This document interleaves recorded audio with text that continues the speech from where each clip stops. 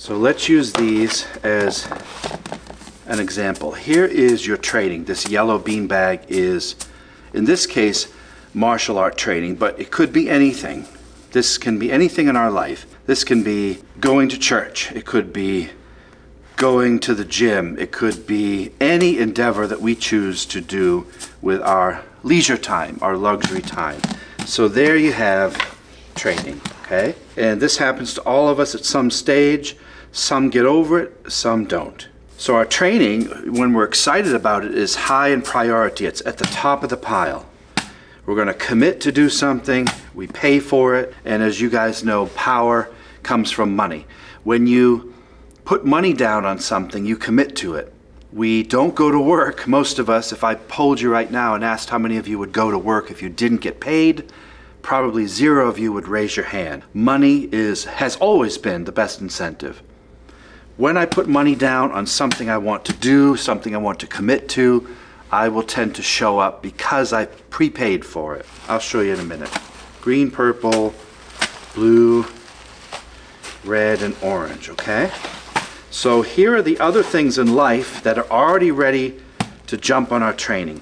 Priority number 1 is our training. We ask our loved ones if we can go to the dojo.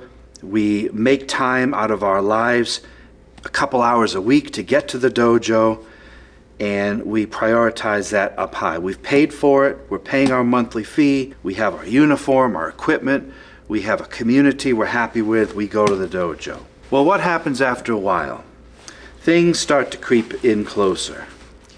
You have, this is in no particular order, you have work, okay? So work changes. You used to go to the dojo on Tuesday and Thursday, and now work is making you come in Tuesday and stay late. So work takes priority over this leisure practice of what we call the dojo or martial art training. Doesn't matter what style. Then you have someone in your family who wants to use your time. They want you there for them. Could be a loved one, could be something that happens, your kids, there's a million different reasons. And these aren't bad reasons, these are just life things. So you have your family that wants your time. Don't go to the dojo, stay home with us. We don't want daddy going to the dojo anymore. So there's another thing, okay, on top. You have financial issues. All of a sudden your car breaks down, taxes are due, rent is due.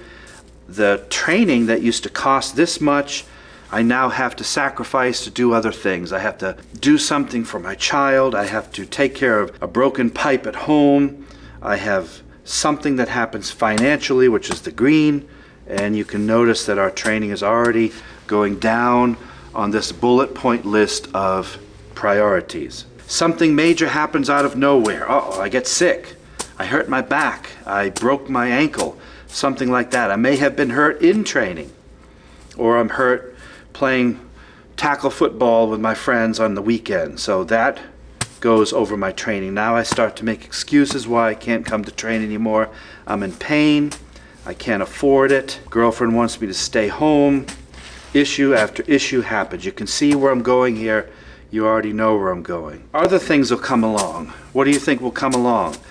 Boredom will come along. You get bored with your training because you're just not excited about it anymore. You have someone at the dojo that you don't like anymore. You have some sort of conflict that you haven't communicated with this person. Could be even your teacher, could be fellow peers, could be a student. Doesn't really matter.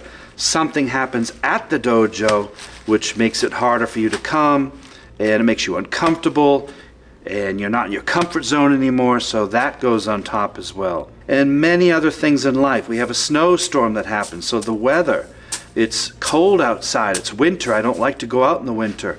Get the winter blues. All of a sudden it's summertime. It's too nice out. I want to have a cookout. I want to go to the ball game. I want to go to the movies. I don't feel good. I don't want to leave the house. Again, money comes up. Money comes up, yet my sensei sees me at the restaurant 3 times a month. So that's $100 and something that I'd rather have at the restaurant. I'd rather have beers on the weekend. I'd rather go out on my boat. Whatever it might be. There's a million reasons here that stack up over your training, over your practice, over our practice, over our training. Eventually, it becomes way at the bottom of this pile. Where is the yellow beanbag? Where was my original purpose?